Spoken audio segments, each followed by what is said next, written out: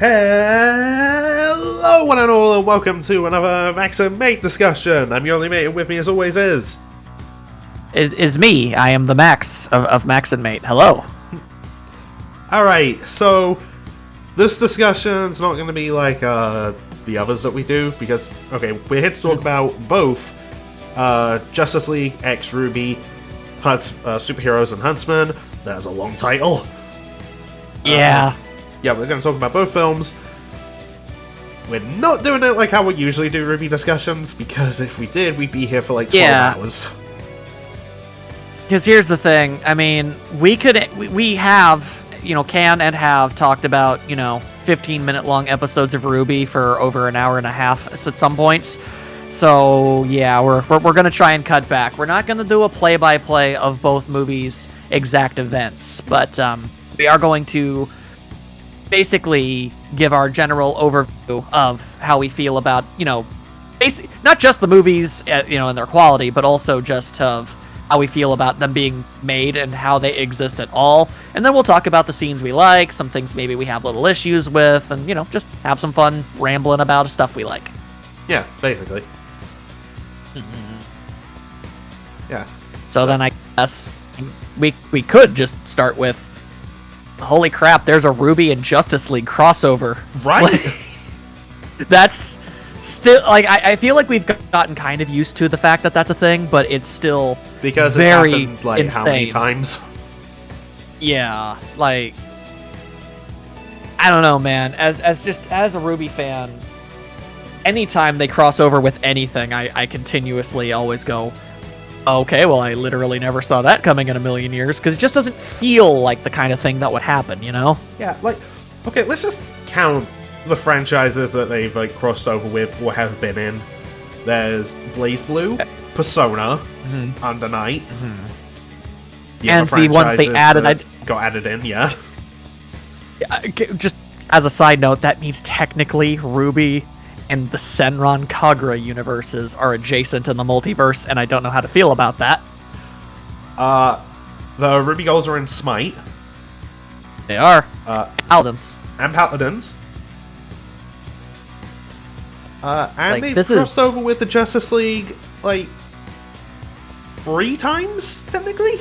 Yeah, but technically, but only one of those is actually canon. Or at least, I choose to believe that these two movies are canon, because I don't see how they heard anything. Well, technically they're canon adjacent, because, let's be real, we're not going to have a scene in Volume 10, #Greenlight Volume 10, where one of the girls is like, hey, you remember when we teamed up with Superman? That was fun. Okay, but what if they did, though? That'd be so weird. But what if they did, though? That'd be so great. It's like, man, this reminds me of Batman. And everyone's all like, yeah, that was a crazy summer. And then everyone... Could you imagine they say that and Team Sun are just like, who that? Long story. Don't worry about it. Oh, no, I just thought a really bad reference. I bet you have. Are you gonna share it, or is it too bad to share? What if they talk about it and Sun actually, gets excited at the possibility of just, hey, Sean, next time you cross over, take me, because I want to train with that Superman guy. If you know, you know. Oh. I get it now. It took me a second. Oh, what are the odds? So, yeah, okay, so technically, this is the second time that Team RWBY have crossed over with the Justice League. I mean, technically third, because there was a comic where it was, the remnant versions of them. Right, so, right, okay, so there were 2 comics, series, limited runs. One where basically there were RWBY versions of the Justice League in Remnant, and the characters met them and dealt with them that way. And then there was the opposite, essentially, except I'm pretty sure I didn't read them entirely, but I'm pretty sure it was legitimately just Team RWBY going to the DC universe, right? Yeah, basically. Yeah, it's like there weren't like DC versions of the RWBY girls, which honestly I feel like would have been smarter, but whatever. Honestly, I point would have is- been down for that. Yeah, I mean, you might as well have fun with it. But Yeah. anywho, those comics are terrible. I don't like them. I mean, they have their I ups, they have their downs, and trust me, they have their downs. yeah. Um, You're going to have their downs, but we're not here to talk about that. We're here to talk about the movies, and in my humble opinion, they are significantly better. yeah, and honestly, it's just like, yeah, well, the comics were a thing. I feel like they ultimately make the movies better, for one reason or another. Point of comparison, maybe. It's like, wow. Well, no matter how in they turn out, they'll always be better than the comics. I mean, for one, just all the designs. Yeah. We'll talk about that just a little bit more when we are specifically talking about the second one. I figure we'll talk about the first one and all the stuff we like about that one, then we'll go to the second one. Yeah. But yeah, the designs are definitely improved in the movies. Oh yeah, for sure. Man, I have to like- wonder, like, Yeah, yeah? the first film, it's like the DC cast are like put in Remnant, so their designs changed because I guess crossover was with Ruby in this way worked by Kingdom Hearts logic. I guess, and you know what? That's fine. I'm all right with that. Honestly, yeah, same, because it means if Ruby crosses over with another series, that's just another design for the girls where we could be like, oh, that's cute, or that's awesome. Yeah, cool. Yeah, I was like, oh dang, they had a new design. That's always awesome. Are we gonna get a figurine of it? I'll buy it. Also, you know what? I am a weak man. Also, you know what? Cosplays. Like, Yeah. I'll just look at that and be like, you know what? I want to see what a cosplayer does with that. Absolutely. They got some talent out there. They could pull it off easy styles. Yeah, and you know what? More variety, something like RTX. Yeah. So, basically, in general terms, first movie's overall plot is the Justice League wake up in Remnant. They don't know how they got there, why they look and why their powers are different. And they meet up with Team Ruby. And teenagers, they've been de-aged. And they just team up with Team Ruby and they try to figure out, well, what the heck is going on with all of this? And, you know, there's lots of fun styles all up in between. Yeah, and things are also weird with Team Ruby, like, because, wait, hold on, no, this isn't right. Yeah, there's things that are wrong about stuff. Yeah, and there's also cameos from, like, other characters, too. Yeah, but those aren't the actual characters, because... Which makes me sad, I guess because there's a scene I really like in the first one. Yeah. Well, it's okay. I mean, if you can just talk about them and stuff. I mean, it's still cute. It's still a good scene. It's based off of the real person, so it works. Yeah. But yeah, you can immediately tell something is wrong because all of the girls are back in their Volume 1 outfits. Which, by the way, it's nice seeing those outfits again in the higher quality animation style. I like that. Yeah. Also, I'm just gonna throw this out there. But yeah, Yang still has her prosthetic arm. Yeah, Yang still has a rubber one. I'm just gonna throw this out there. Volumes 1 till 3 outfit, Yang with the rubber one. Yeah. It's actually a good look. It is. No. I have yet to find a look for any of the girls in animation that looks bad. So, there you go. Again, I cannot stress to you just how bad the DC designs in those comics were. Yeah. But that anyway, we're not talking about that. No, we're not. So basically, Ruby and Yang end up teaming up with Clark because they don't take the name Superman seriously. Very funny. Yeah. Which, I mean, they don't do superhero names on Remnant. No, they don't. So it's fine. And it's not like a secret identity is exactly important in this precise situation. Yeah. He ain't in Kansas anymore. They just always got to have that joke. Always got to have that joke, and you love to see it. I love the fact that line is in there. Yeah. No, it's classic. Yeah, it's a classic little reference, but also it works so well. It really does. does. With just him being in Remnant, it's just like, buddy, you have no idea why that's so funny. Yeah, no, it's absolutely hilarious. I loved it. So, they team up there, and Weiss ends up teaming up with Batman after they get into a fight. Technically, Weiss does defeat Batman in a fight. However, there is the asterisk of the fact that he didn't have his gear, and he also spontaneously grew gigantic bat wings in the middle of the fight, and that kind of complicated things for him too. So it's a win, but there's hazy middle. There's a haziness to it. Yeah, I'm just gonna throw this out there. I love his how does Clark do this? When he's like getting used to flying around. Like, okay, I love that. That's just too good. Yeah. Well, it's even funnier when you realize, that, Superman doesn't fly that way. In fact, there's really no reasonable way that Superman does fly. Yeah. The bat wings make sense, but otherwise not so much. I'm still thinking about making an Unusual Suspect style review of like both films. I did think of a joke. It's just like bring that clip up and then just be like, meanwhile, someone like Hawkman is in the DC world just going, oh, well, I guess I don't exist. I know when I'm not wanted. I'm gonna go be in the Black Adam movie. Oh, that's unfortunate. Yeah, it was okay. Not a one. Anywho. Nothing else is coming from it, though. Yeah. If we're talking about specific moments, you got to bring up the piano guy. I love the pianist. The piano guy in Schnee Manor is amazing.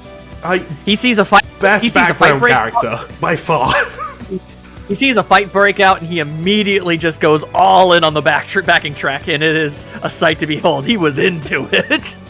Yeah, no, it cuts back to him, and you see the look on his face as he's playing. It's just like, oh, this is getting exciting. Like, oh, I was hoping something cool would happen. I want him to show up in Volume 10. Yeah, even though technically we don't have any evidence to support the idea that he even exists.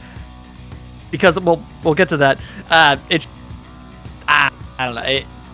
Dare to dream. This guy is top notch. He's great.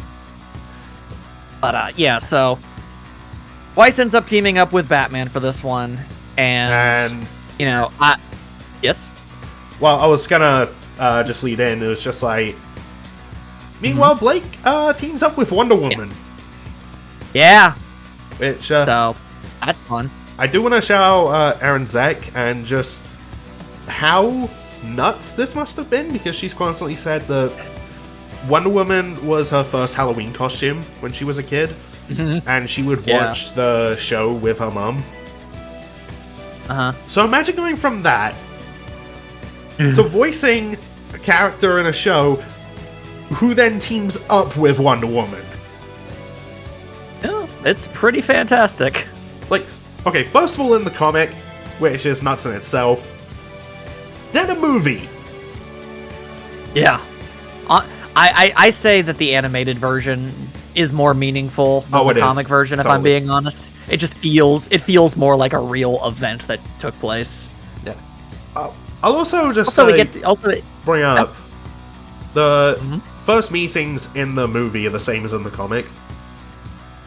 I was like, you know what? That's actually a neat little reference. Assuming that was the intent. I have no idea. I honest to God, have absolutely no idea how much overlap there could possibly be, but everything after is definitely nothing to do with the comic. Yeah. But, we get to see Kali for a bit. It's not really her, but we still get to see her, and that's nice. Yeah, and, seeing those two have, it's really sweet. Yeah, you can't take that away. It's still cute. Yeah. Also, kind of even sweeter considering I wrote and am writing a fanfic in which Blake and Yang have a daughter, so just seeing those cute moments with Blake and Kali, it's just like...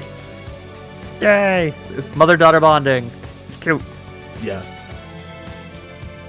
And we have even more characters, actually, because as Yang and Ruby take Superman to Beacon Academy, Jean, Nora, and Ren are basically already kind of becoming acquainted with Flash, Cyborg, and Vixen. And Green Lantern. Yeah, I was about to say, and Jessica. and Jessica. Sorry. I was just trying to remember everybody. Okay, so this is a problem in both of the movies, if I'm being completely honest. I understand wanting to get as many characters involved as possible, but I think both of them have a little too many characters in them. I mean, considering the limited runtime of both films... Yeah, exactly. Yeah, not everyone gets, like, a big, like character moment. Yeah, not everybody gets a big character moment or a plot thread. And this even extends to members of Team RWBY themselves. But we'll get to that. I'll talk about that in the, for the second one. Yeah, you will. So will I. We both have things to say about that one. But just to get this entirely out of the way, Ren and Nora sort of have this subplot with Cyborg. It really doesn't, in the first movie, it really doesn't go much of anywhere, if I'm being real with you. And I don't think it really needed to be in this. It didn't. It's like this weird jealousy, lack of respect thing that goes between them, and I get what they were trying to go for, but I don't. It wasn't necessary, and I love Ren and Nora are great characters. I'm more than happy to actually have them in this, but they really didn't need to be. Nah. Granted, there is one thing with Nora later that does kind of justify this entire thing, but we'll get there.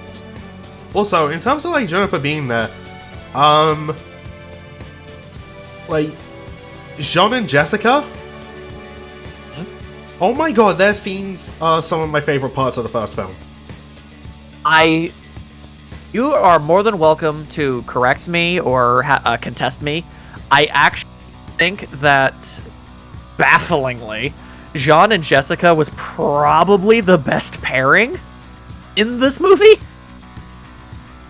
Honestly, yeah, I can agree. I feel like they got along the best. They were on the same wavelength. Both helped each other with their own unique traumas.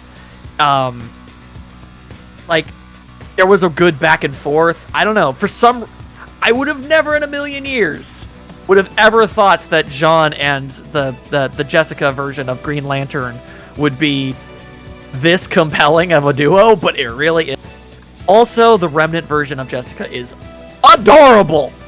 Oh man, like, I won't lie, after the first film, okay, this was basically my first real exposure to Jessica Cruz. It probably was for a lot of people. I mean, yeah, she showed up in one of those comics, but I don't know. Yeah. But in this film, by the end of it, myself and a bunch of other RWBY fans were just like, is there any chance we can keep her? We just keep her in the show. Please? She can change her name. It's okay. She's really nice. Yeah. Obviously, that was like more of just like a testament as just like, you know, how much like, you know, RWBY fans ended up loving her. Yes. God, she cute. Yeah. No. Yeah, by far, she is probably like one of the best things about this, and she has an entire subplot about like she doesn't have her Green Lantern ring for the majority of the movie, and she feels like she has a severe complex about not having it and how not having it makes her feel weak and pointless. And Jean, as the resident guy who also tends to feel that way all the damn time, is able to help her with that. So it was it's a really neat dynamic, and I enjoyed it a lot. So obviously she could stay. It's just I understand it, but I feel like if we just had, say, I don't know, we had Team RWBY and Jean, and Superman, Batman, Wonder Woman, Jessica, and, like, The Flash, I feel like that would have been enough. Yeah, I'm also just gonna throw this out there. Vixen, I like her. The voice actor gives her a little sass. I do, too. Absolutely. But in terms of character and story, she doesn't do much. She is just kinda here. and that's in both movies. She definitely attends. Yeah. I still definitely And like for her what in it's both. for what it's worth. Yeah, for what it's worth, what very, very little she does have in both of them, I enjoy it. And this is the most I've ever cared about Vixen as a character, so nothing but kudos on that one. But as far as like legitimate plot is concerned, she's just another character to ask questions to be answered by other people, basically. Yeah. Also, like, do cool stuff in fights. Which, oh boy, we get plenty of that across both films. Yeah, so basically, there's a lot of people who complain that there aren't enough action scenes in like the last couple of RWBY volumes, and it's mostly just been character stuff, and I've loved that about it. I like the character stuff. Yeah, same. But to those who have really been missing action and combat scenes in RWBY, these movies are really good for you because they have a lot of them, and they're all really good. Oh, yeah. Like, look, the final battle of the first film, when everyone, like, comes together, like, there's so much, like, action happening. Like, oh my god. Like, everyone gets a moment where they look badass. Yeah. Everybody gets to do something. Yeah, everybody gets to do something, no matter how minor they were in the proceedings. So that is always lovely. I feel maybe like the top moment is probably Nora getting swung around. Because it's just like, yes, you know that was her idea. Like it was Blake that did that, right? Yeah, she like swings her around like a goddamn flail. Yeah, and just slams her into stuff, and it's like, I love it because you just know Nora went up to Blake and asked her to do that. And it's amazing. Also a team up we haven't really seen. Yeah, so... Yeah, no, I mean, they don't have much reason to interact is the thing. Yeah.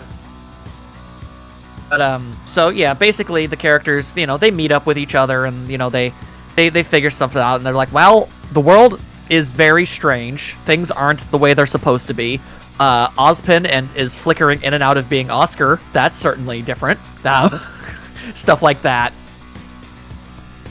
And of course, like, along the way, there's like some there's some angst across both teams because teenagers, and it's even brought up later as it's one of the reasons why. Okay, the villain, I'll get to him.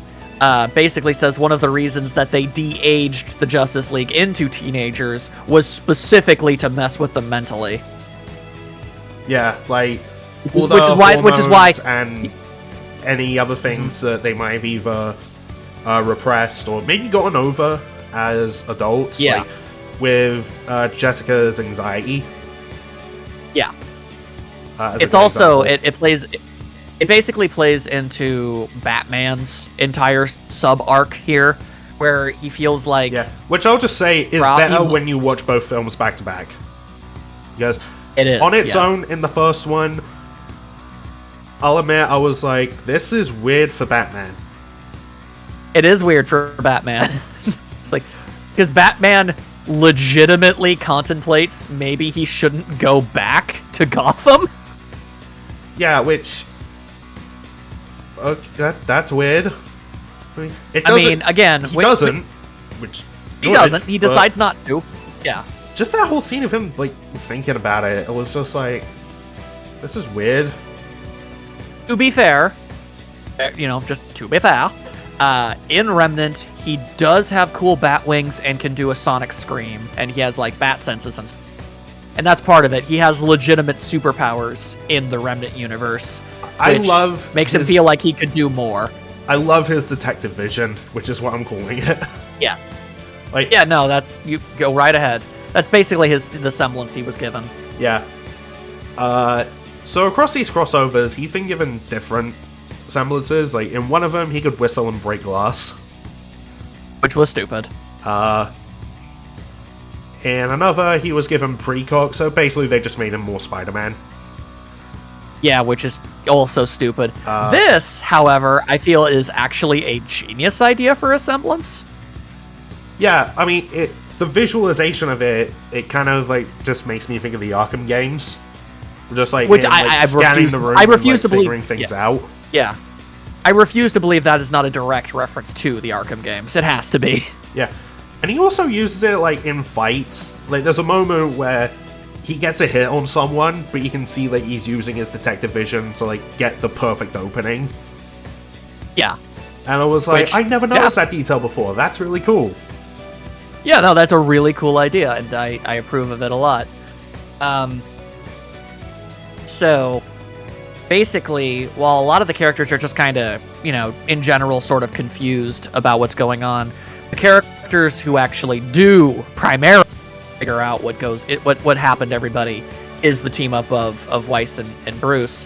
And as the resident Weiss guy, I would just like to very quickly point out how much I adore how both of these movies seem to really love to run with the idea that Weiss is basically the tech/academic of Team RWBY. Which makes sense. Like, she's basic. It makes perfect sense. I've always maintained that, like, it's so hard to say this without it sounding mean, but it always read to me like Weiss was the girl of her team, got the best grades the most consistently. I mean, she was all about that when they all first met. Right. So you can clearly tell, okay, Yeah. like, she would probably get the highest grades out of all of them.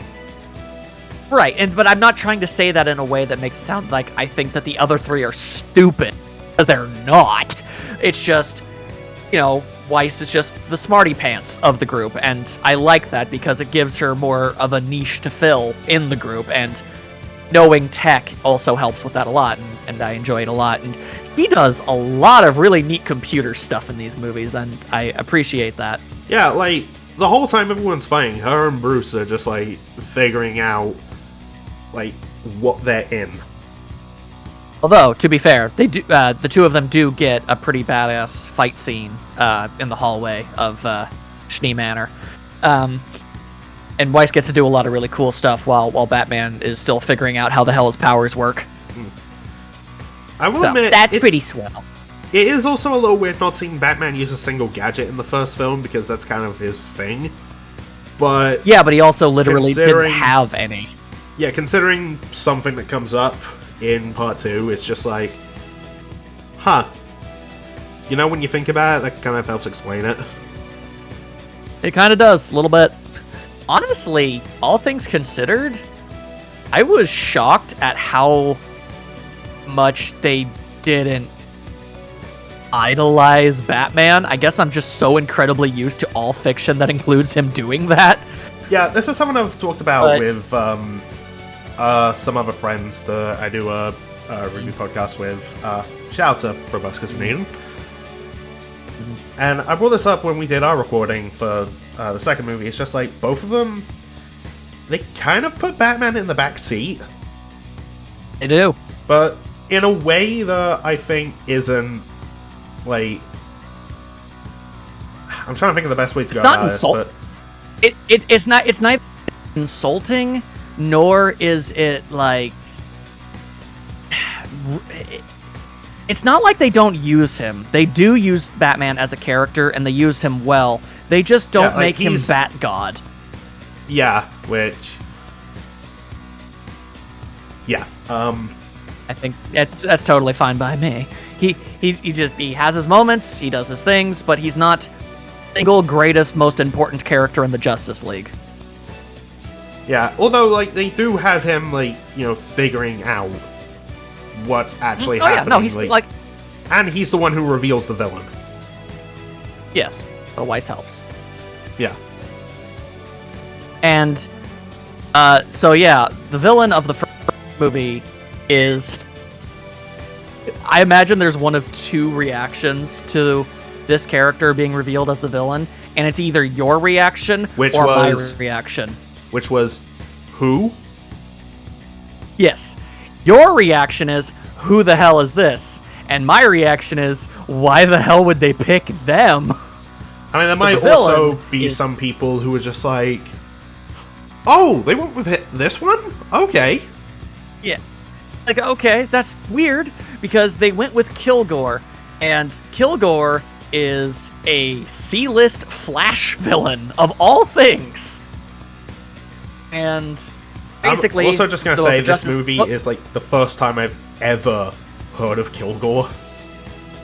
I am 97% certain that it is the first time basically anybody who watched that movie had ever heard of Kilgore. He is not a well-known character. Yeah, to give everyone an idea, I've seen Flash villains be brought up just in conversation. I've of course seen an Eddie Murphy movie that brings up the likes of Captain Boomerang. Before, Suicide Squad made him more mainstream. I only saw the James Gunn one. He wasn't I guess he wasn't. Anywho, but the point is, they, Flash villains, they get brought up now and then. Yeah, I never saw anyone bring up Kilgore. Yeah, because he's that irrelevant. In the pantheon of Flash villains, you have Gorilla Grodd and Captain Boomerang and Mirror Master and the Weather Wizard and Reverse Flash. Reverse Flash, and you're like, all of these villains, and they went with Kilgore, and I'm just like, oh my god, they went with Kilgore. Like, there were so many DC supervillains that center around tech they could have used that would have been way more well-known, and that's the one they went with. And they I respect it. Acknowledge a couple of them in this movie. Yeah. The sequel has more fun with Flash villains, but we'll talk about that in a bit. But honestly, I do respect they gave a more lesser-known villain some of the spotlight. Absolutely. I'm always for that. But so Kilgore had possessed the Flash. So basically, this entire time, the Flash that we had been following every now and then in this movie was not the Flash. It was Kilgore pretending to be him. Yeah, going back on rewatches and just being like, how did I not see that coming the first time? I know. It was really not that subtle, and yet somehow it still caught me hard. It's weird that.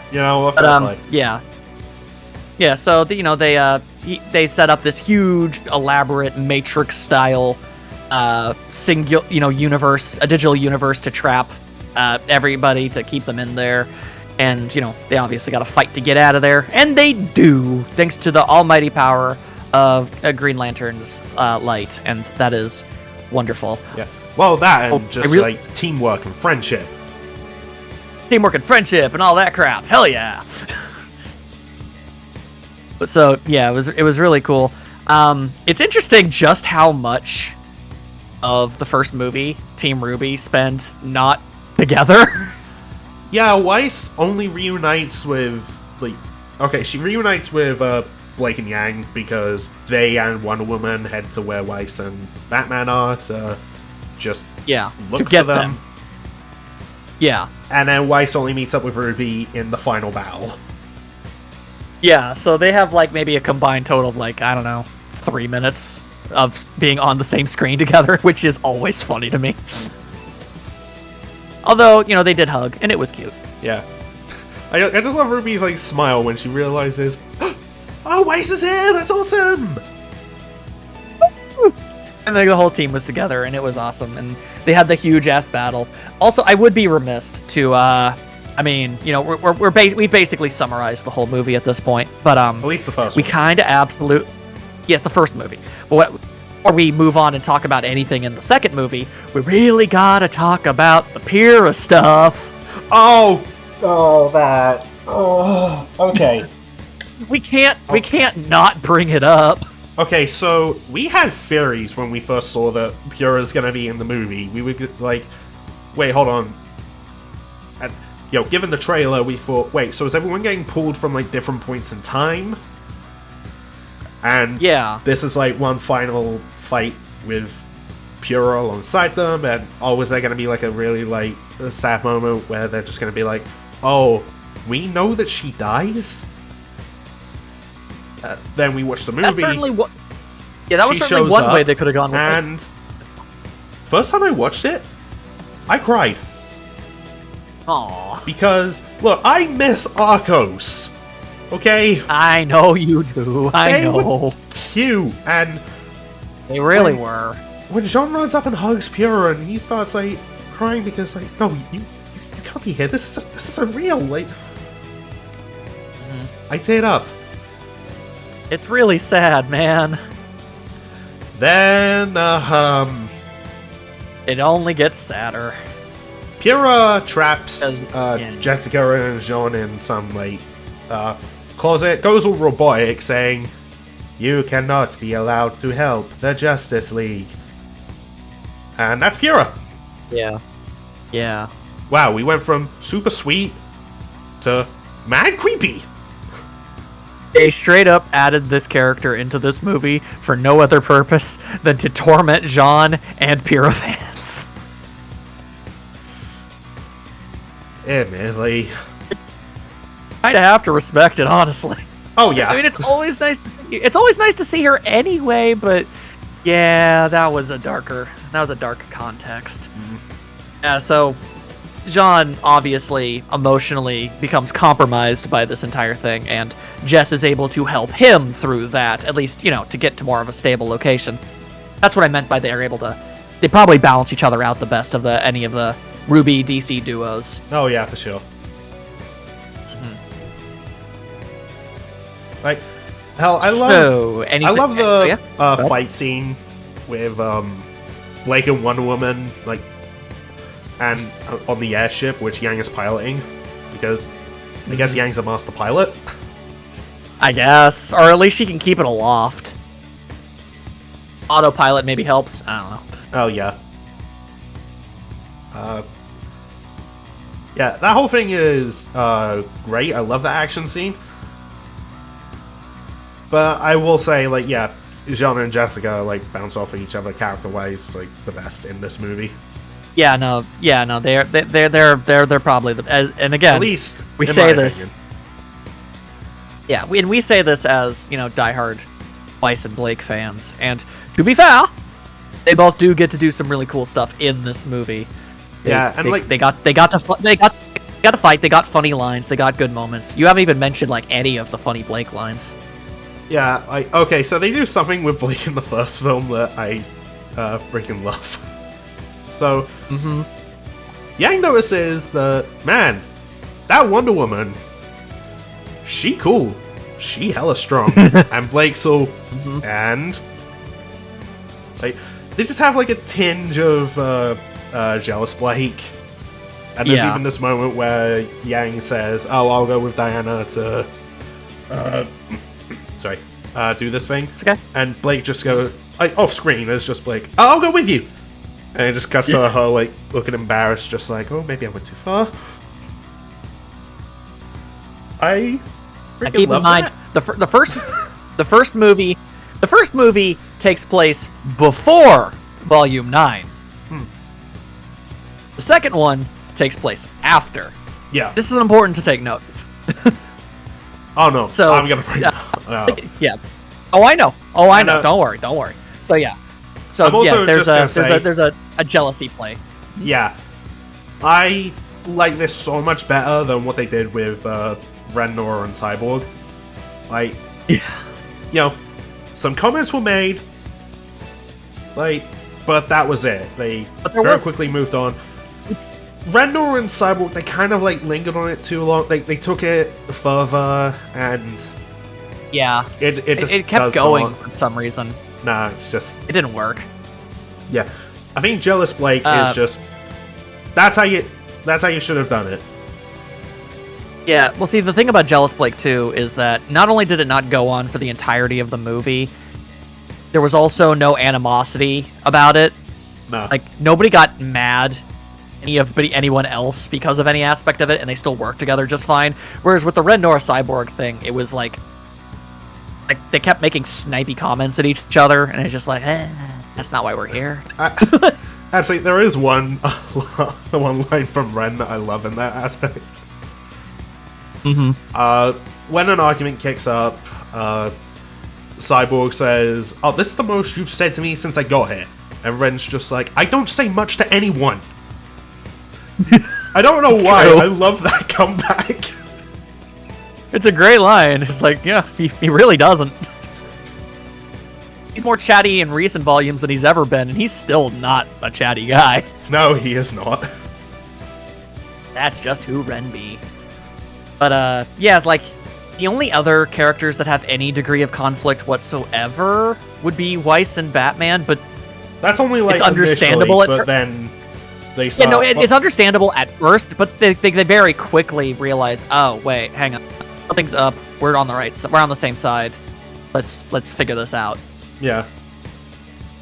Because it needs to be noted that none of Team RWBY were aware that they were in a simulation at the time, so Weiss just thought, yo, dude just broke into my house. So, like, that's understandable. And he's, like, saying a bunch of crazy stuff. Yeah.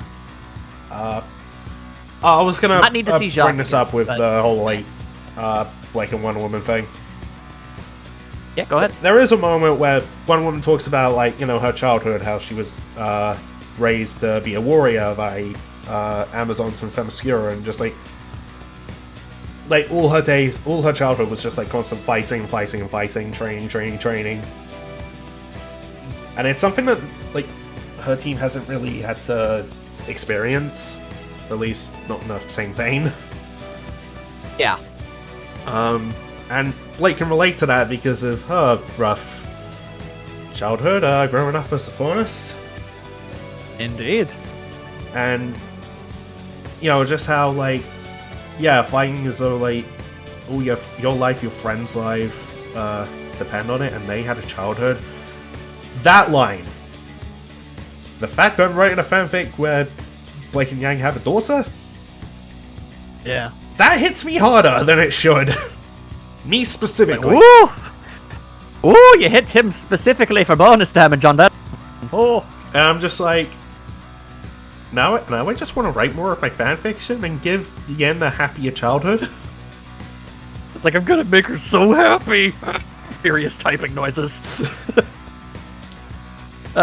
Also, Blake has a truly stupendous line as they're saying goodbye to Wonder Woman. Oh, yeah. And sometimes it's nice to kick ass. And she does like a little, like, And she hip hit- bump. Yeah, she hip bumps Yang. She's learning to weaponize the butt. Oh my god, if she does that, she'd be so- unstoppable. Indeed. So So we yeah, can- the first movie, So Blake does Yeah, that. We I can just put wanna her very- omniversal? Omniversal butt. Kaijo game, Blake guest character. Let's go. Oh, Jesus Christ. Why do I want this now? Moving on. You do. Anyway, the first movie, it was fun. I feel like the entire real goal here was just, we've got RWBY characters, we've got DC characters, let's just put them together, have them do some really cool fight scenes, and have, like, you know, some small emotional moments here and there, but it's really not the focus. Which I personally really appreciate, because the RWBY as a show has been, like, really heavy lately for the past couple volumes, so having this much more comparatively light and, you know, jovial adventure was, like, refreshing. Oh, yeah, for sure. It's the same way I felt about Arrowfell, where it's just like, it's nice that not everything is falling apart and everything is horrible for our girls right now. It's Everything's just like, dark and super heavy. right, so, like, no, let's take a step back and have an adventure with Superman. Like, yeah! That sounds like a good time, I want that. So I feel like that was the goal, and it was really good. Yeah. But yeah, so basically, Well- the bulk of your emotion of this is going to come from primarily John and Jessica, which is good, because it was good stuff. Yeah. Everything else is just fun interaction after fun interaction. That's what it was. Yeah, for the most part. Yeah. Also, like, while the first one does wrap up its story, there is a lingering thing that was ultimately to set up part 2. Yeah. And So that's the Kilgore movie, was working with someone from Remnant. But who was it? Yeah. Movie end. Ooh. The end. Who on Earth in the RWBY universe could have ever possibly had the technological know-how to create an alternate reality? Who? Mate, I just can't figure it out. Well, we'll have to find out in part 2, won't we? Yeah. Alright, so, part 2, it takes place after Ever After. After all of Volume 9. So they're in Vacuo, Team RWBY. And we even see I was shots surprised of them by in that. Vacuo. You do. It's a whole lot of sand. But, resisting. honestly, that legit... Resisting Yeah, making the obvious joke. Yeah, you can do it.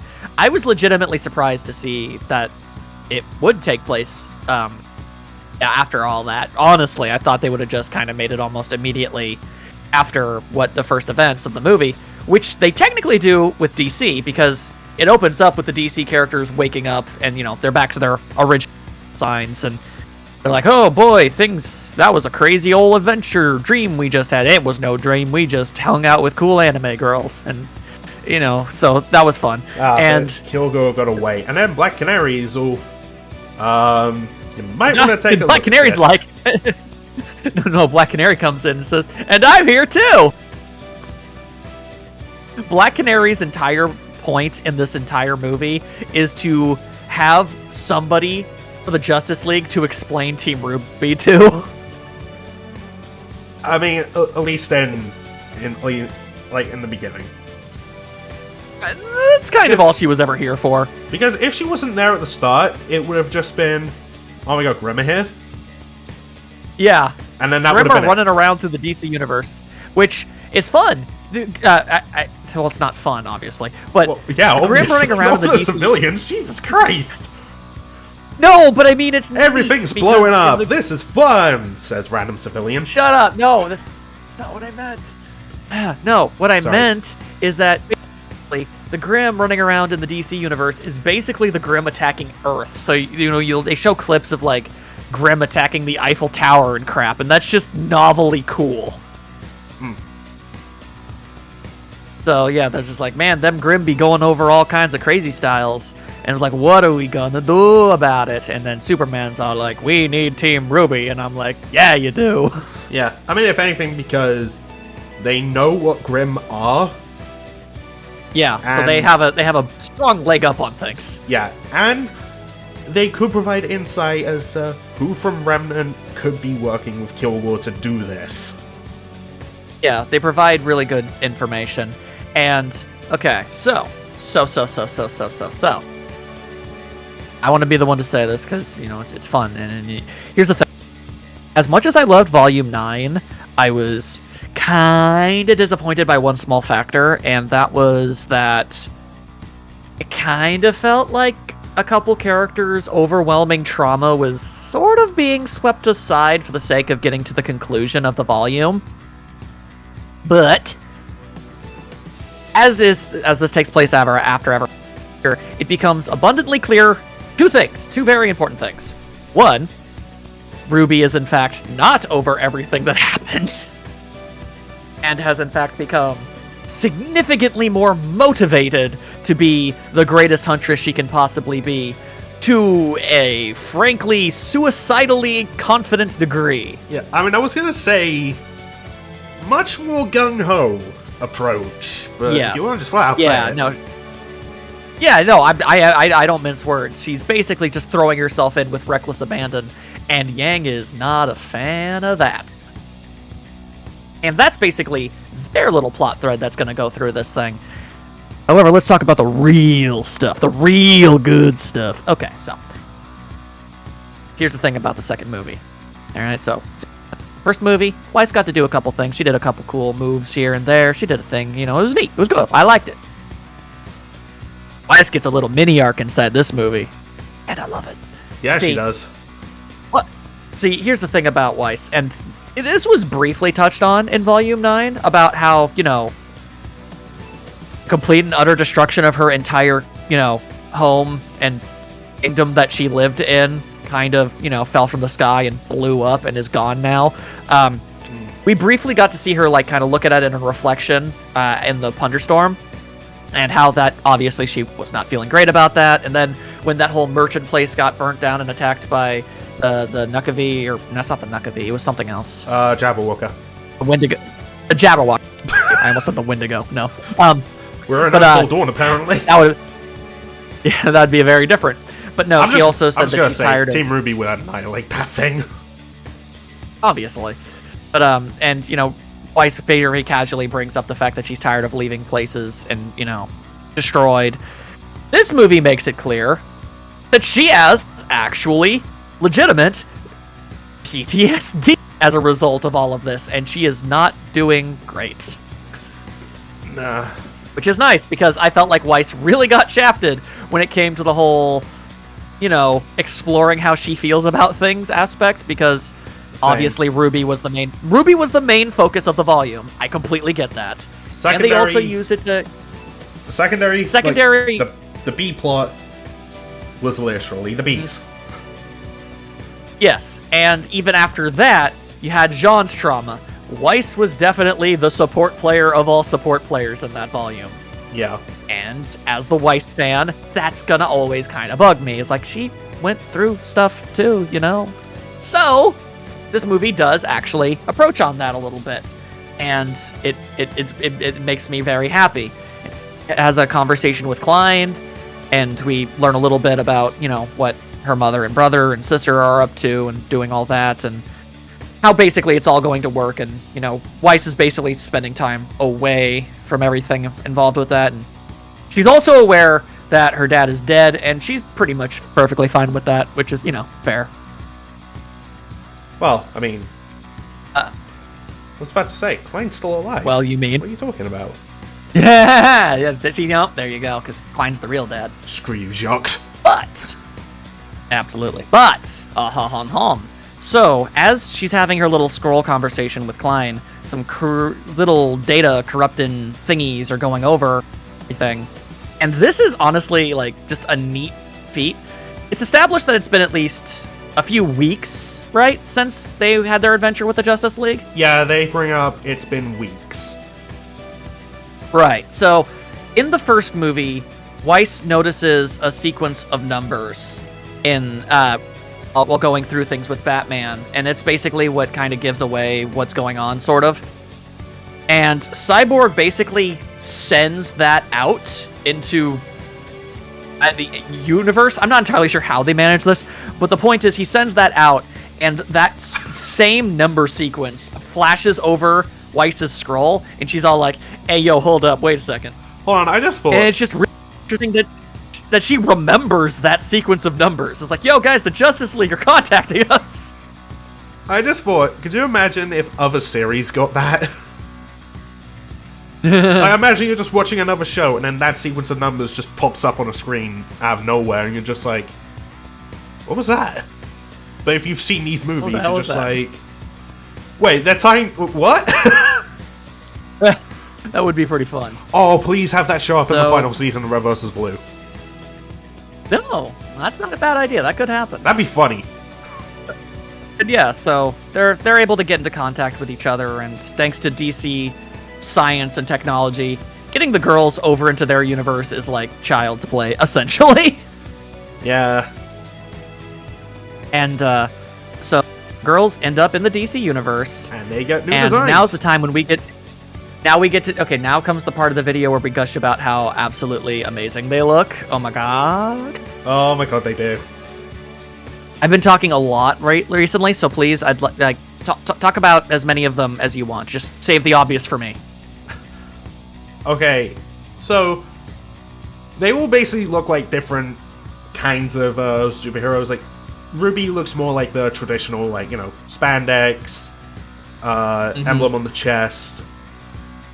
It is strange seeing her with pants instead of a skirt. I know, right? It's weird. It's like it feels weird. He does have a nice ponytail, though. Yeah, I like that. And so does Yang, who... I remember you bringing up that you really like her ponytail look from Volume 4. Yeah, I do. And I liked this here, too. Yeah, she's got more like a somewhat Amazon like warrior like outfit going on. So hang on, I'm gonna say, which is basically what she had in the comic, but looks way better in here. It just looks significantly better in every way. Yeah. So before we really get into more on the design, should we bring up the obvious thing with Yang? Oh, is it not obvious to you? Well, what specifically? Okay, so I don't really know if it's the armor accentuating it or what, but really looks like Yang went up at least a cup size, because a lot of the angles in this are. I'm like, when they made this new model for her, did they? I don't know. Was there a miscommunication? Was this? I don't know, but they are definitely bigger. And this isn't just me. You noticed it too. Oh yeah. No, and we're clearly talking about her muscles. Like, look at those biceps. They're much bigger. Yes, Groovy, we want more of this. Thank you for the lifeline. I appreciate it. But, yes. All right, now, talk about your girl. Yay. Okay, I'm just gonna get this out of the way. Blake is human in this. She is. She does not have her aren't in DC. guys. Yeah, I remember people, like, complaining. It's just like, oh, why doesn't she have a cat? And then I thought about it. I was just like, huh. I mean, Faunus and Ruby don't exist in DC. Yeah. And, you know, if Batman and Vixen became Faunus when they went to Remnant, yeah, you know what? That makes sense. And makes perfect sense to me. Yeah, that's how I rationalized it. I mean, is it also, weird? Though, to be fair... Yes. Yeah, it looks very weird. Yeah, it does also look weird. But honestly, in motion, like, yeah, still Blake. Oh, yeah, no, it's still Blake. And, I mean, really, all you really honestly wanted was somebody making a comment on it in the film itself. And they do. Yeah, they did. Like, right out of the gate. Yang is very stunned. It's just like, Blake, where is... And... Gone. That's just like, oh, what? We're different here. What's happening? It's like, ooh, this is strange. But aside from that, you know, Blake's outfit looks awesome, I think. Yeah. Also, small detail, like she still has her stomach scar. Yeah, it's just hidden under one of the straps. Yeah, you always got to appreciate when they remember to include that. Yeah. I mean, Grant, you know, the why she has it is messed up, but I mean, it's just neat that it's there because it's continuity. Yeah. Also, like, I just like the look. Also, all the like black and purple, like very Blake. Oh, absolutely. No. I do question why she has that little mask though. The mask does look goofy, but it looks better than it did in the comics. True. So, really, that was the bar. They cleared it. Awesome. Alright, now talk about your girl. Being as long as I possibly could, because I'm gonna get a little gushy here. She looks like a warrior princess. It's so pretty. Oh my god. Okay, so unlike say Ruby and Yang, who gained ponytails, Weiss has lost hers, and her hair is flowing, and we do not get that often, and we need to get that more often. It's part of a universal principle that I've been theorizing on about how it's always really nice to see a character in the opposite of what you usually see them. Like, so if a character always has a ponytail, you're gonna see them without one, and you're gonna be all like, whoa! But if you also see someone who never has one gain one, suddenly that's gonna make you go crazy too. And it's the exact same thing here. Case in point with Yang. Exactly. Yeah. No. Yang and Ruby look amazing with ponytails, but that's because we almost never see those. I mean, this is the first time for Ruby ever, and she looks great with it. But yeah, I mean, Weiss, we have seen she looks Blake with a ponytail in one of the mangas. Yeah, but no, you don't understand. Weiss looks so good. She has like a battle dress, and there's like an opening in the chest area, and I'm not trying to focus on that. It's just part of the design, and I'm only bringing it up because there was debate on whether or not what that was, and it is what it looks like, and I'm okay with that. Moving on. But so very magical, very esque. Very, yeah. You know what? I feel like it's not, but it does give off vibes of like some kind of Sailor Moon inspiredness to it a little, and I honestly always appreciate that. I mean, I've seen edits of the Ruby girls in Sailor Moon outfits, and they pull it off. Yeah, they do. They do. So anyway, yes, the girls are there. They look amazing, and I like that a lot. And they don't have their... This is important. They don't have their aura or semblances anymore. Yeah. They also don't have their weapons, and this is what I was gonna bring up with Batman. So, I guess their weapons and gadgets don't make the trip across universes? I guess not. I mean, in the first one, it kind of made sense because they didn't actually travel to another universe. Their brains were hooked up into a giant machine that sent them into virtual reality. Yeah, which, well, in terms of, like, yeah, why would Kilgore give Batman his gadgets?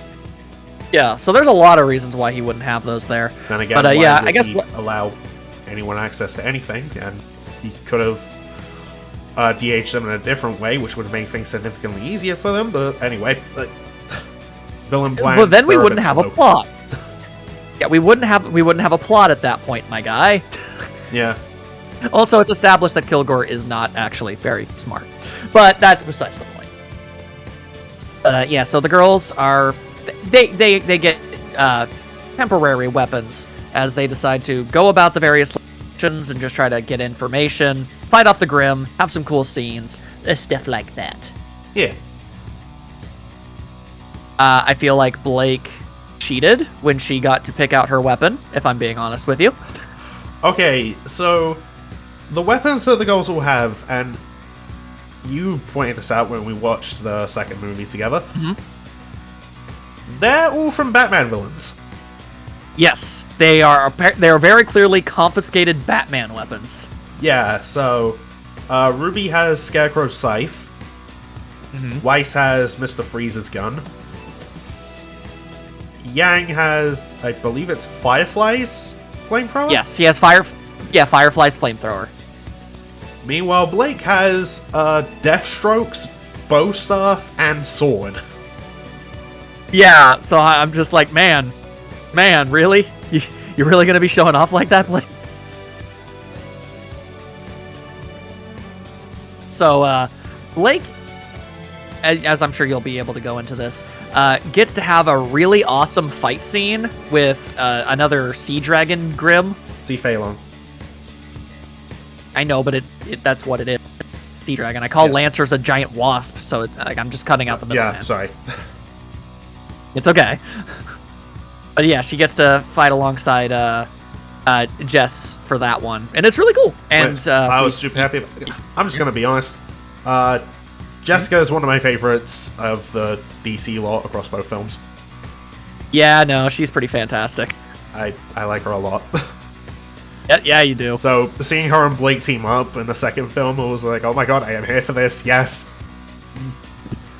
At one point, they do like a fist bump, and Jessica makes like a small firework. Yeah.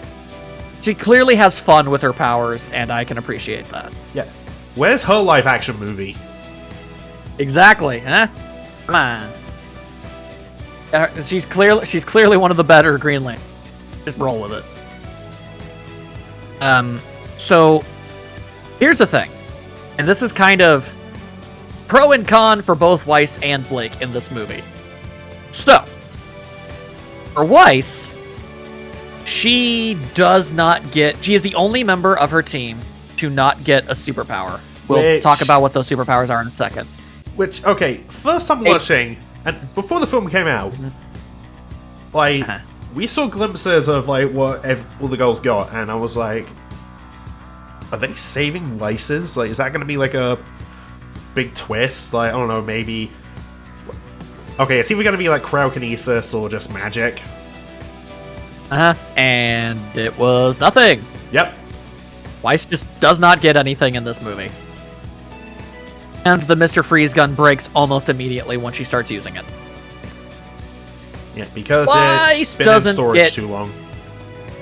Weiss doesn't get fight scenes in this movie. At least in I her guess DC it was outfit. Right, there is a moment later, but we'll get to that. But for the most part, she is a non-combatant. She does get to fight a giant scorpion grim. You know the one. Yeah. And she fights it without any powers or weapons and wins.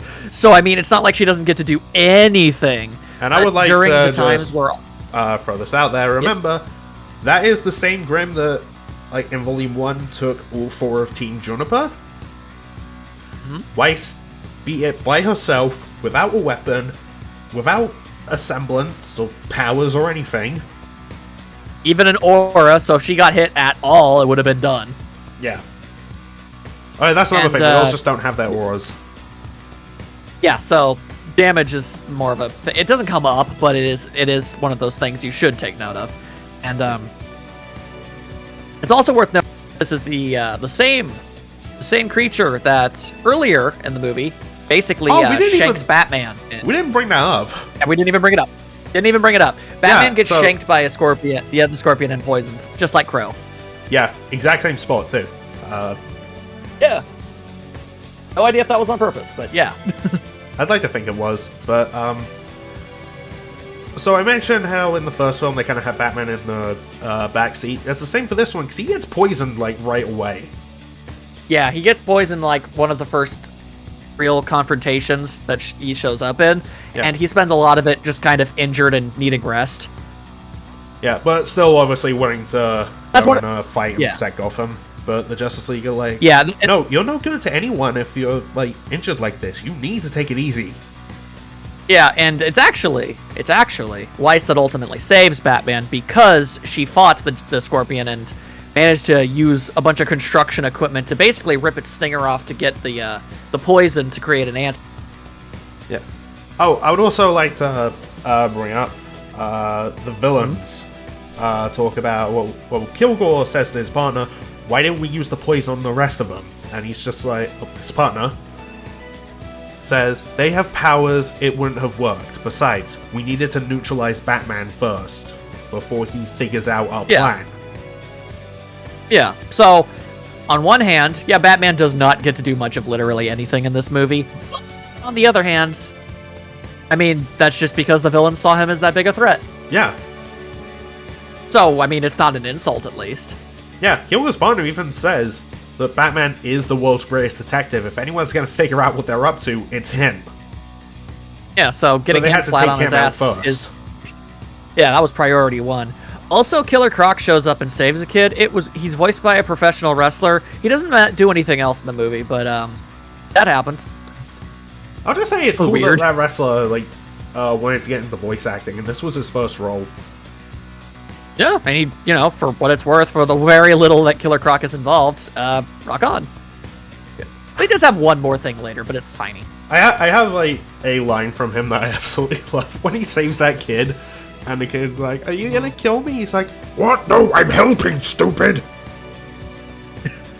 To be fair, he's Killer Croc. Yeah. And he have a reputation. So honestly, I can't blame the child for thinking, am I still screwed? I don't know what's going on. Either way, basically, a lot of the DC villains are willing to help out the heroes in this situation because they don't want the world destroyed.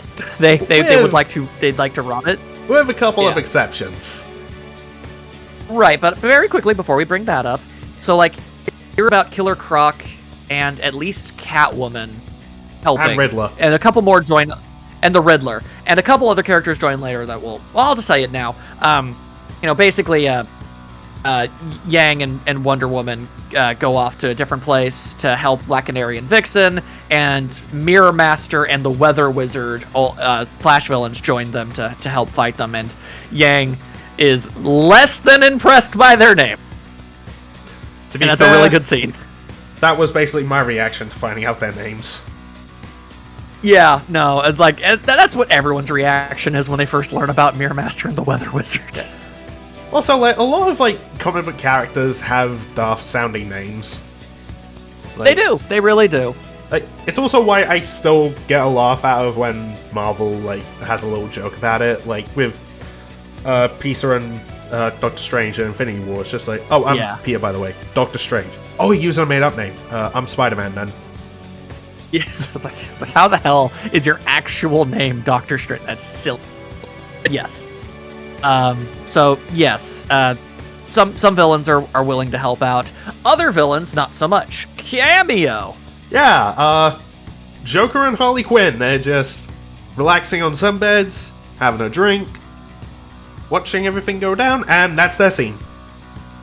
That's it. That's literally all they use them for, and I appreciate that. That's honestly all they needed to do. Yeah, no, that's all they needed. We have enough characters. We don't need more. Yeah, and that got a laugh out of me. Yeah, that was if you have them for a brief moment, that was the way to use them, and I approve. Yeah. So as far as the other girls are concerned, Ruby can just teleport, which is essentially what her semblance did. It's a little different, but it more or less is the same. Yeah. And Yang has basically some kind of. She can basically use her gauntlets, but just with her normal hands, essentially. It's just like a weird concussive shot blast that she can shoot out of her arms. Yeah, they talked about this in one of the behind-the-scenes things, and it was like, basically they fused her gauntlets and her semblance together. Right, so it's the most kind of oddly vague of all the powers, but, it's neat. And honestly, she doesn't even end up using it that much, so that's kind of funny. Yeah. Also, and the fire is mad pretty. It is. It's very well made. Yeah. And Blake. Okay. Blake wins. Okay. Blake wins the lottery. You go ahead. So Blake basically becomes a shadow lantern, is like the best way I can describe this, because she can just... Yeah. Okay, they call it shadow bending. Or like shadow manipulation in the movie. Erect Avatar. She can basically just construct shields, projectiles, claws according to concept art, freaking wings, and fly. Yeah, she can just fly now. Just out of shadows. Yeah. Blake's super duper ultra mega won when it came to superpowers. Yeah, and there is a scene later which they don't really elaborate on, but I think I can interpret it in a way. She can also just cloak people by masking, because whenever you see an object, you also see the light that bounces off of it. Like, she's masking so that, if you rob it, so you can't perceive it. Right. It's so interesting to me that basically, when the girls went over, Ruby and Yang essentially got their old powers just in a slightly new, different way. Weiss lost hers entirely, and Blake just got a straight upgrade. Yeah. And however, I did have some thoughts about this. Like, what if this is maybe a test for an evolved semblance in Volume 10? Maybe, but I feel like on one hand, the other girls get also really cool stuff, please. On one hand, look, I think this power is super duper cool. Would I like to see more of it? Absolutely. The thought of Blake having the shadow wings and Weiss summoning the Nevermore Grim, those wings on herself, they fly side by side. That would be so cool. Yeah, wing friends. Yeah. However, but yes, introducing it in this movie would be a little weird. I mean, I would take it for sure. Yeah, you take it. Yeah, but probably not. I think I'd prefer something different for her, actual evolved. We've talked about it. We've talked about what that would be. Previous videos. Yeah. So, yeah, I mean, I would take it if it was this. Mm-hmm. There would be that lingering thing. It's just like, I feel like we could have had something cooler, but this is still cool. I'll take it. All right. So, and you'll be able to pick up the ball from when I say this. Okay. So yeah, I think flip side with Blake in this movie in particular. Yeah, here's the flip side about Blake in this movie. She gets really cool powers, and she gets a really cool fight scene.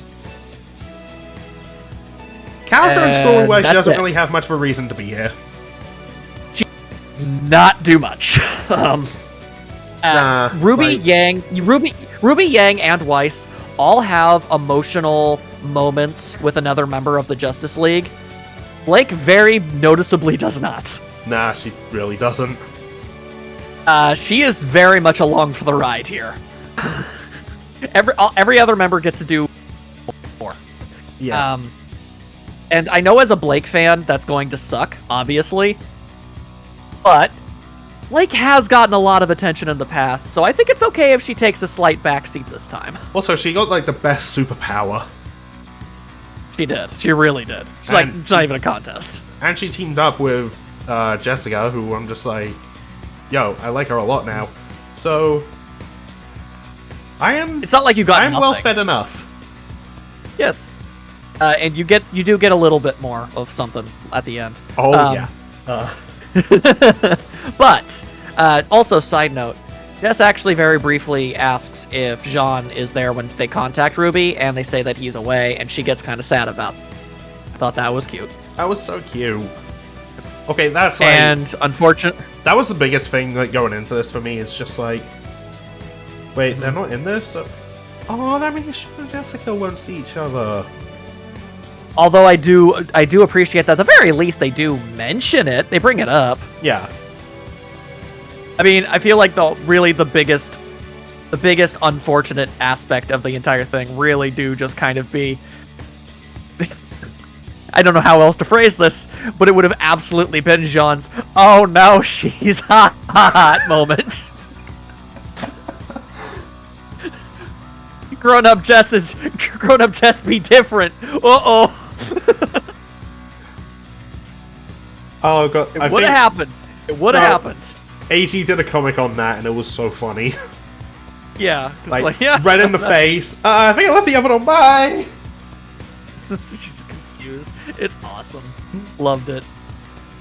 But, yes. So, talking about, characters having emotional moments is that, Ruby is, all gung-ho about going into battle and fighting the Grimm again and again and again and again with basically no rest whatsoever, and it's really freaking out and concerning her friends.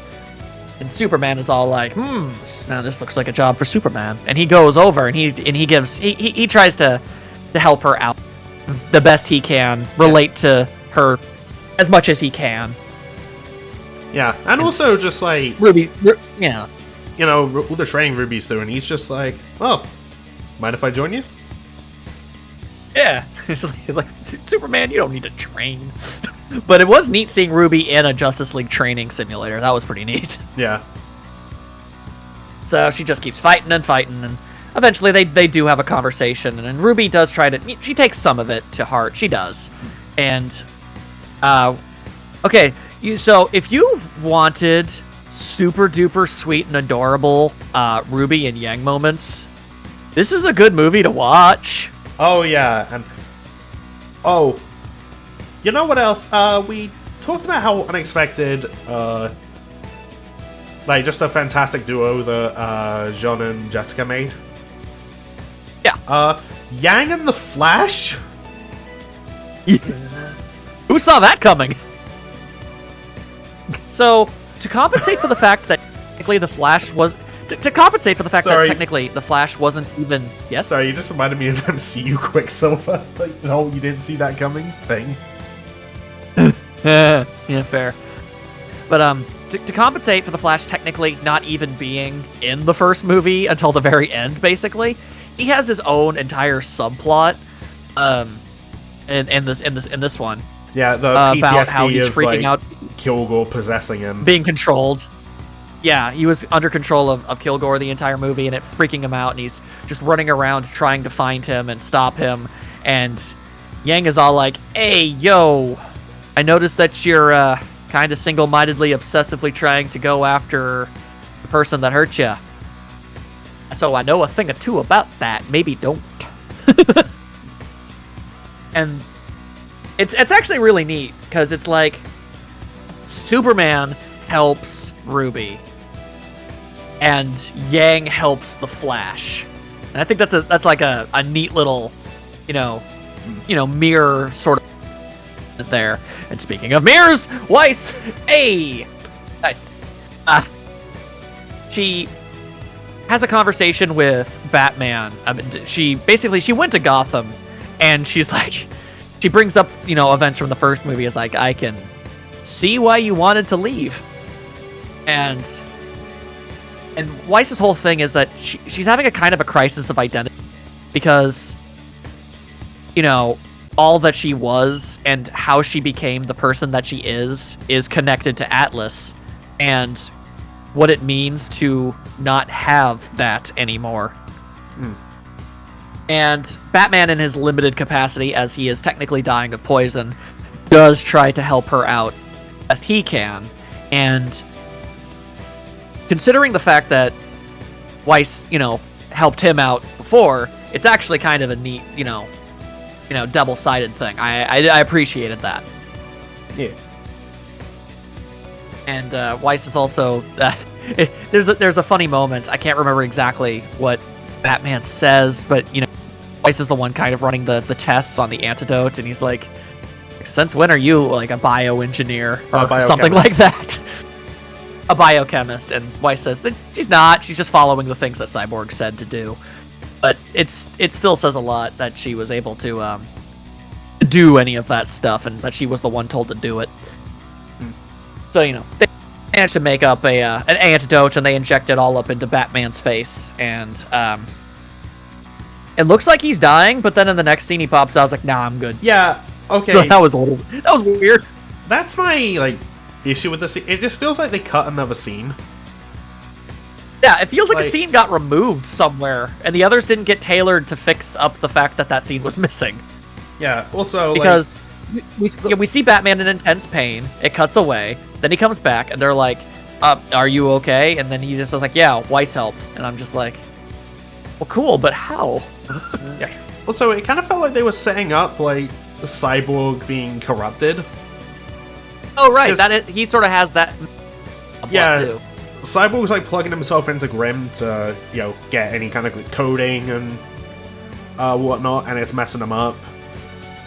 Because these Grimm are digital beings, for the record. They're not one-to-one actual Grimm. That's really important to bring up. I forgot to. By the way, a small difference. So on Remnant, when Grimm are killed, they, turn into dust and disintegrate. On Earth, they turn into black sludge. Yeah, it's gross. Yeah. So, neat little difference. Also, in terms of neat little differences, on Remnant, Vixen's whole, animal spirit things, they're orange. In DC, they're purple. Yeah, that's neat. Yeah, that's a neat little difference. But yeah, so Cyborg had this kind of So Cyborg had this mini arc of trying to get Grimm information, and they keep saying, if you keep doing that, they'll take over you. And then it doesn't really ever go anywhere. Yeah, he does get a bit Grimmified as it goes.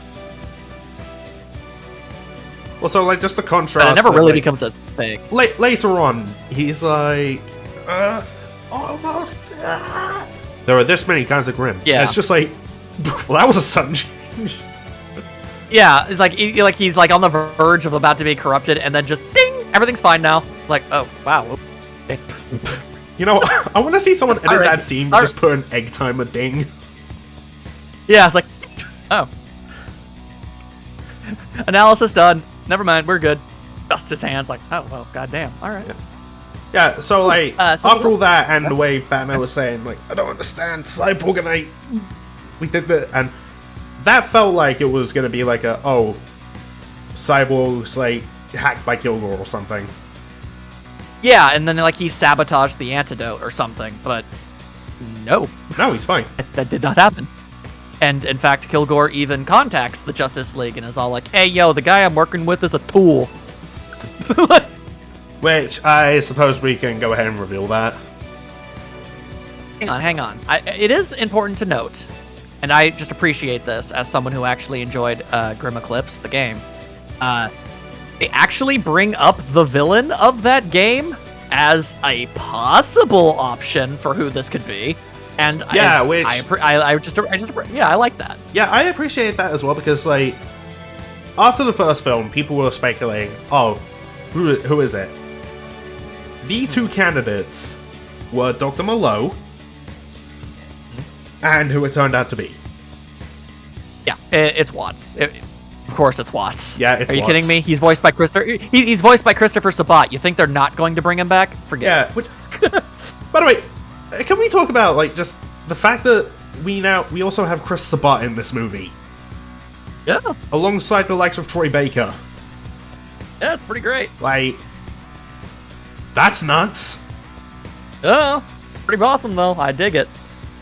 But so yeah, eventually everyone is able to figure out everything they need to figure out, and they spring their little trap to try and get everything all together, and then they have themselves a neat battle. They create their own little digital mini-verse in order to basically kind of make the Ruby Girls go back to the way they were, and then Weiss is actually able to do some things, which is nice. I appreciated that. Yeah. Also, like, just constantly like changing scenes and whatnot. It's reusing assets from previous stuff in Ruby, even like the first film. Yeah. But I just like the visual effect on like how they shift.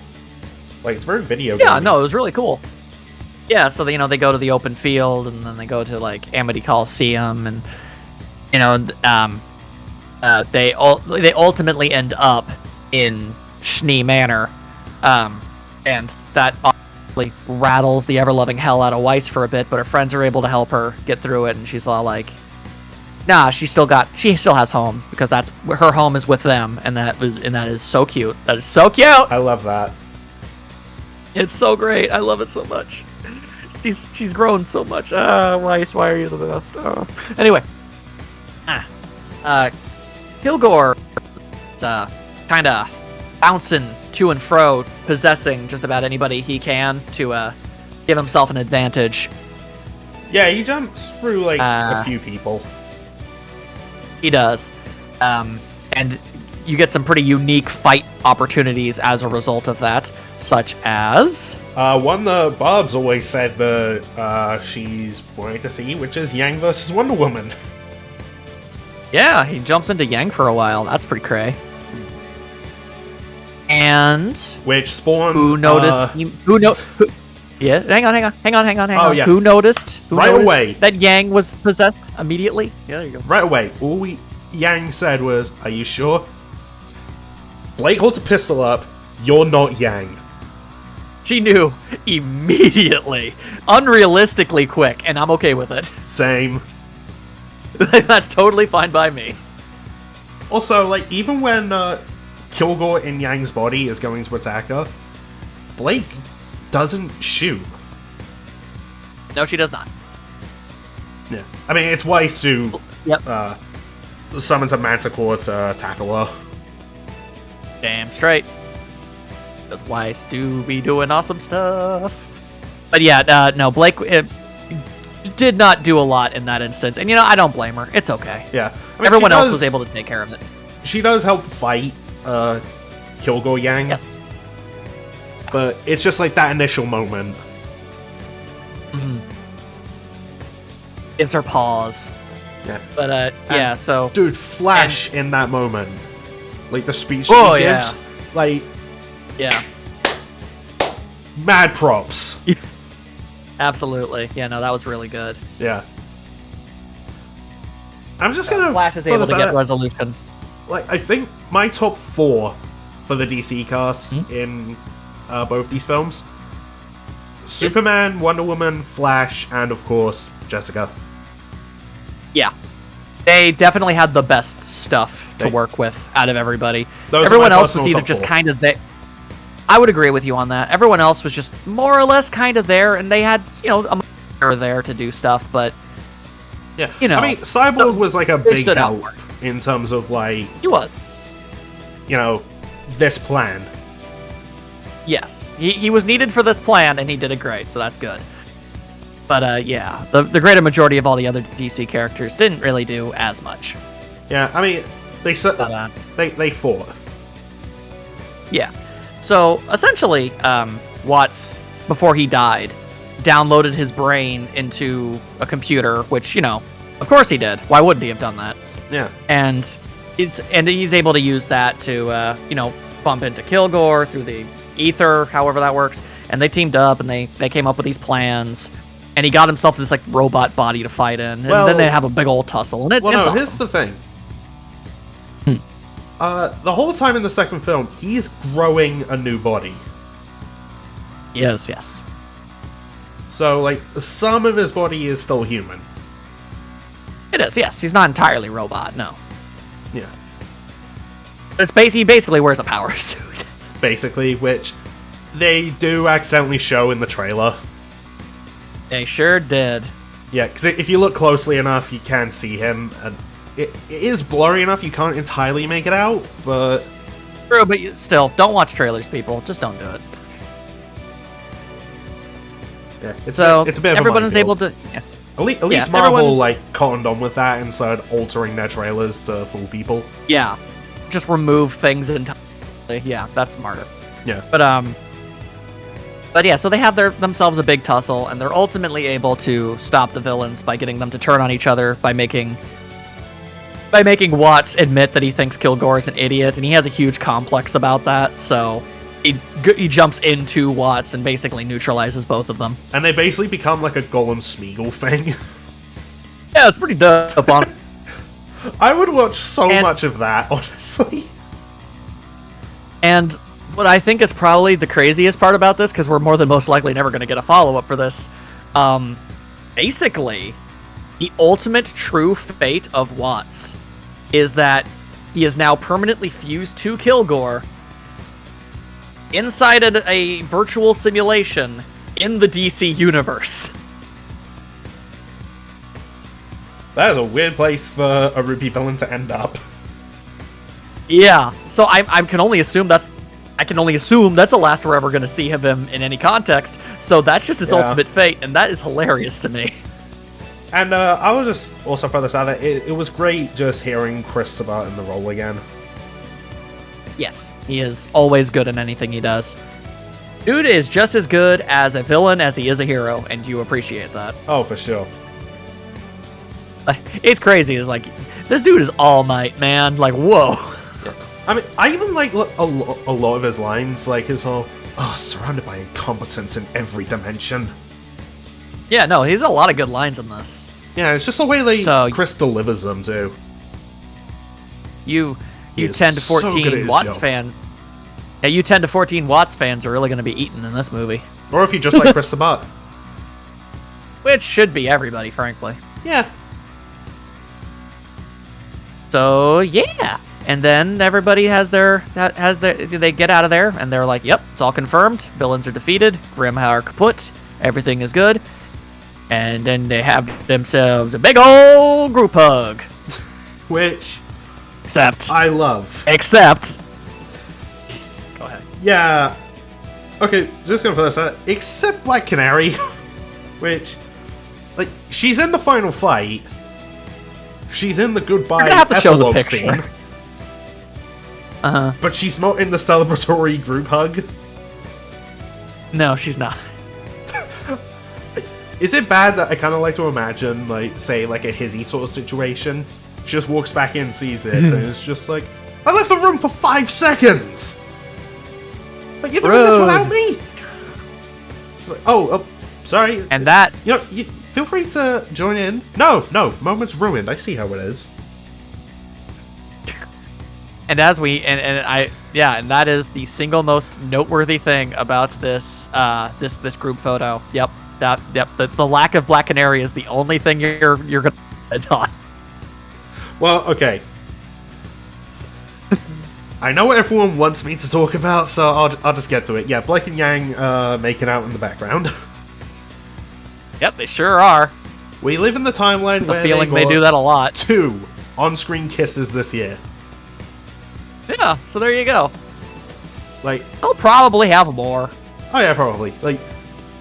This year, has been great for me in terms of RWBY. It sure has. Like, I'd also like to... Blake's got to be awesome. Her and Yang are a couple now. They did a whole bunch of cool stuff together. Then both these films came out, and they do even more stuff together. Then they have this kiss. Like, 2023 is a good year for B-shippers. It is. And if I may, I want to just bring this up. I like how their relationship is portrayed in this movie, and I hope that it's basically, you know, with the exception of obviously they're going to have like a couple more probably meaningful moments down the line where it's just them.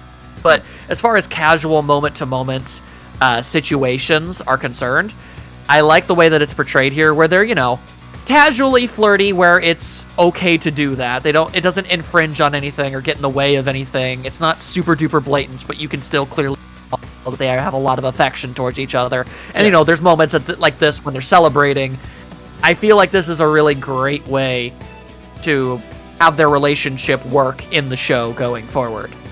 Yeah, just like, okay, have like some casual like flirty stuff, like whatever, but when characters have like some downtime or they're celebrating a win, yeah, that's when you do stuff like this. Yeah, it's super easy to go way too far, or like not far enough when it comes to relationship stuff like this, and I think this is the good middle ground. Yeah. Even before they enter the DC universe, they even have a brief flirty moment. Yeah, Yang does a little I know wink you appreciate and, it. like, blushes. Yes, and apparently behind the scenes people said that Weiss actually rolls her eyes. You don't see it because she's off screen, but apparently she sees that and rolls her eyes as she walks away. Yeah, one of the animators confirmed that. And I adore that. It's like, alright, yeah, I support you guys, you're my best friends and everything, but alright, dial it back. Oh, you know what? Is it bad that I thought about making this a poll, but I'm just gonna throw it for the comments? Who do you think is most likely to tell Blake and Yang get a room? Weiss? RWBY maybe? Or someone from Juniper? Probably Nora. Or just anyone else. I mean, I feel like the most likely candidates are Nora or Weiss, and I think Weiss would be the funniest. Yeah, Weiss would absolutely be the funniest. She'd just be like, oh, get a room. Actually, we share one, so please just stop. Yeah, that's really good. So there you go. Yeah. And also when the girls go back to hang on, when the girls go hang on. When the girls go back to their universe, they get all rainbow sparkly, and it is so magical, girl. I love it. Anyway, okay, now go ahead. I was also just gonna bring up in this shot, like, just this group hug, like, it's so cute, and Jessica, like, just with her arms up, making confetti everywhere. Yeah, like, dude, these films made me a Jessica Cruz fan. And who would have ever thought that would have happened? James Gunn, if you're making a live-action Green Lantern movie, make it about Jessica. She is clearly the best. Just do it. I like that Weiss's leg is all up like that. It's cute. As is Yang's. Yeah, but in different contexts. This thing. Yeah, and you know, it's this shot that I'm just like, back when I first watched the Red trailer, oh yeah, who would have freaking thought this would exist? Yeah, like, yeah. In official media, like, here's a group hug with RWBY, Weiss, Superman, Batman, Wonder Woman. Like, yep, there they are. It's all official. It's Jesus crazy. Christ! We are living in a crazy timeline indeed. I'm all for it. That's all good. Yeah. I think at the end of the day, it's added to my list of just like all these things that I wish Monty could have seen. Yeah. Just the RWBY and Superman scene alone. Yeah. Like, no, I mean even that. Yeah, here's your character that you made, basically friends with, like, and maybe having sort of like maybe looking up to him as like a brother sort of thing. I kind of like that idea. Yeah, that's fine. With freaking Superman, one of the most iconic characters in all of fiction. Yeah, no, it's kind of astounding. I cannot argue that. And so at the end of the day, I think any criticisms that I have about the movie are really minor in the grand scheme of things, and they don't detract from it at all.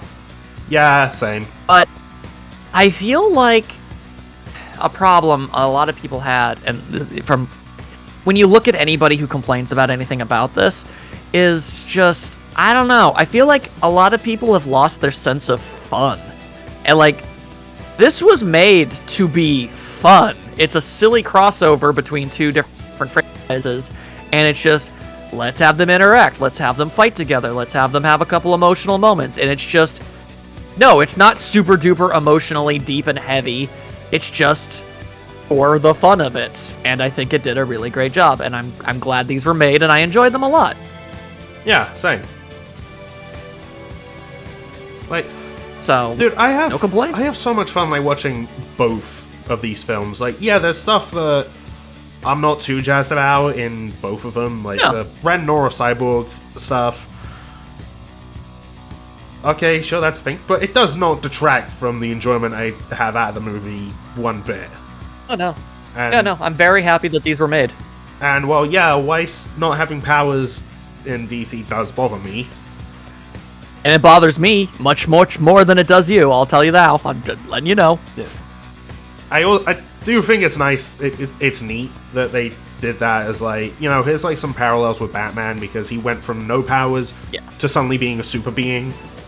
And his wife, who's had training with this family semblance, all of a sudden to having nothing, and so they... And then they have, like, of course, like, the back and forth of, like, across both films, so... It's neat, you know? It's fine. It's fine. I'm just always going to hope that Weiss gets to do even more cool stuff. But you know what? If nothing else, these movies these movies gave me Weiss in that outfit. That's enough. I'm good. I'm satisfied. It's so pretty.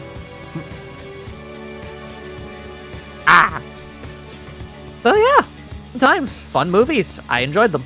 Yeah, and man, like I mentioned earlier how I still get chills with that Jessica Green Lantern speech.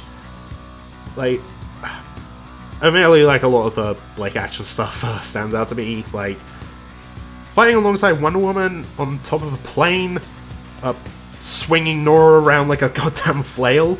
Like, there's something in the first film she does on a bike where she uses an ice clone to stick a Grim to it, which spins in a circle, taking out other Grim, and then she kills it and gets back on the bike while it's still moving flawlessly.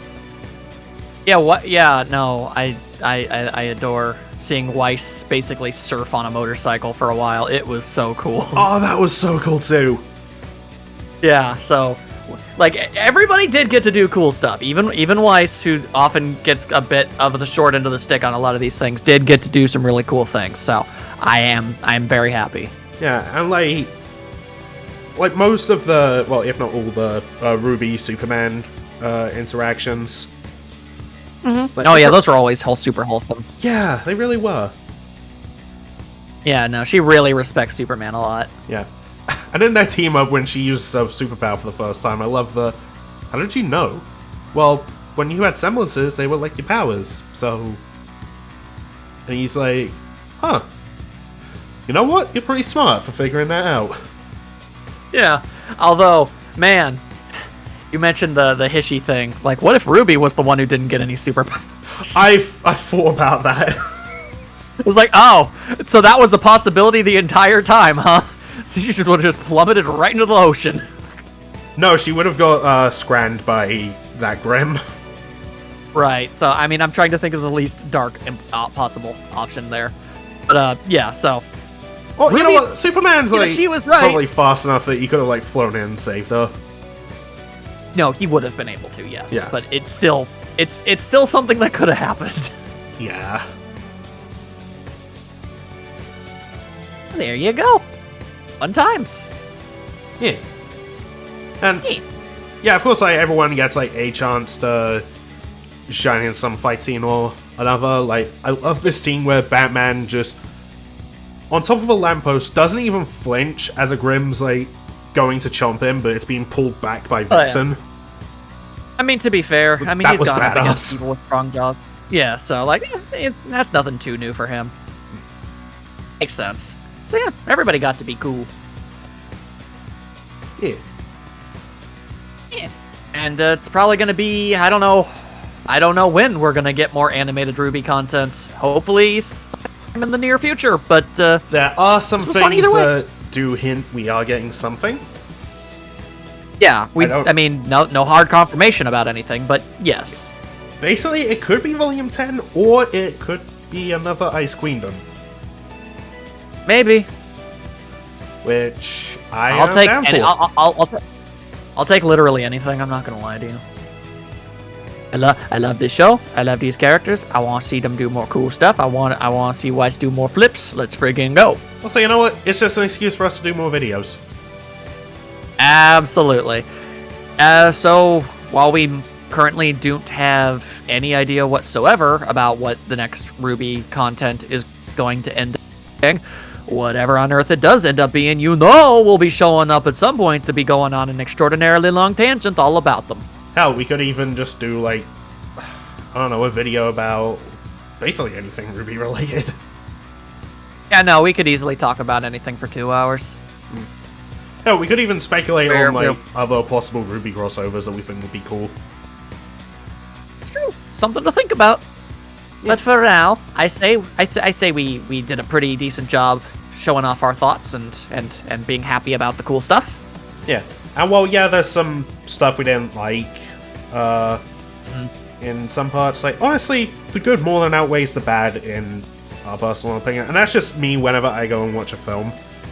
It's just like, yeah, maybe Nothing's- there's some stuff that I thought was or didn't like as much.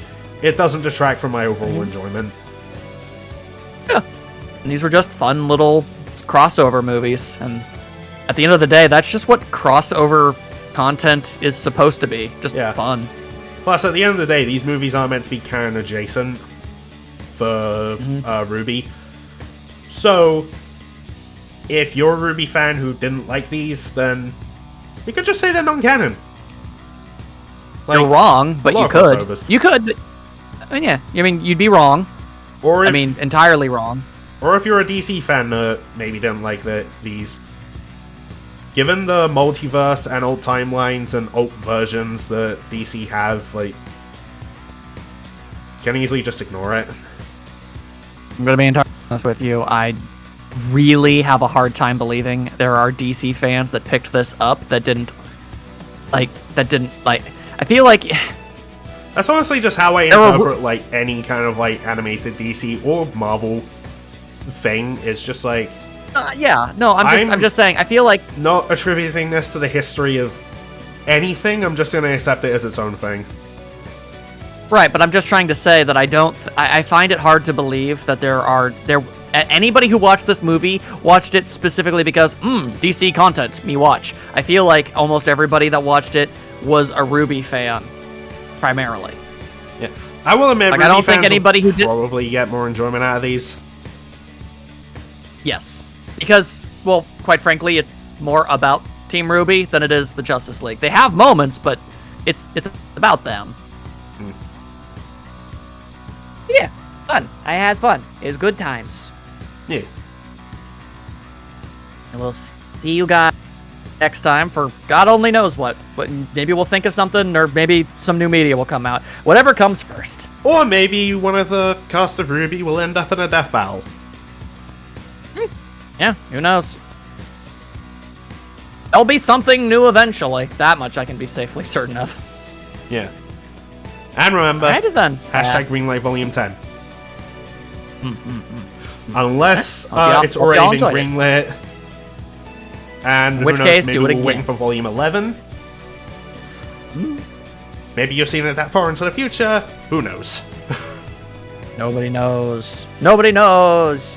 Anyway, if you watch the whole thing, y'all are awesome. Thank you very much. I'll see you next time. Bye.